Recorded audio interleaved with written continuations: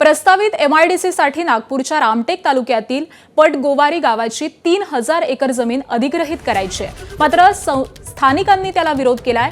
आमची सुपीक उत्पन्नाची जमीन आहे, आमच्या जमिनीमध्ये एकरी 20 क्विंटल कापूस पिकतो।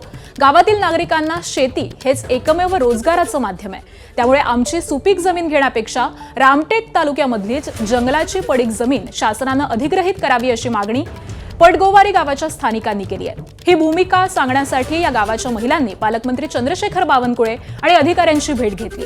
काही दिवसांआधी मोजणीला आलेल्या शासकीय कर्मचाऱ्यांना हुसकावून लावलं।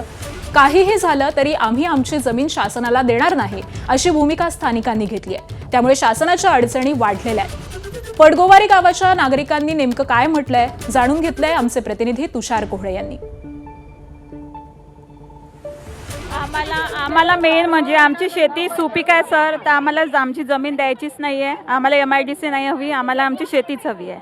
आजी माझ्याकडे आहे 25 ते 4 मुलं आहेत, त्याला वाटून दिलं। आमच्या पोटापुरती ठेवली तर हे लोक असे तंग करून राहिले आम्हाला। आम्ही 10 करोड एकट बी देईन तरी आम्ही देऊ शकत नाही। मोजणी आली आमच्या गावाला तर आम्ही मोजणी नाही होऊ दिली।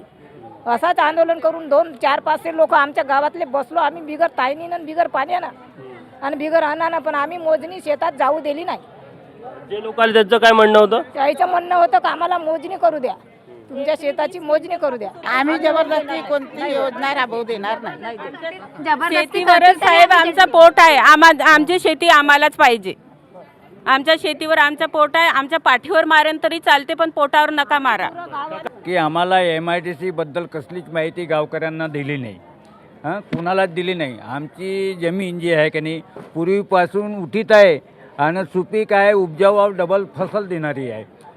आमचे गावचे मजूरसुद्धा त्याच्यात रपतात, आमचे शेतकरी बी डबल फसलची शेती आहे आमची। आमचे मुलं बाळं त्याच्यात रपतात।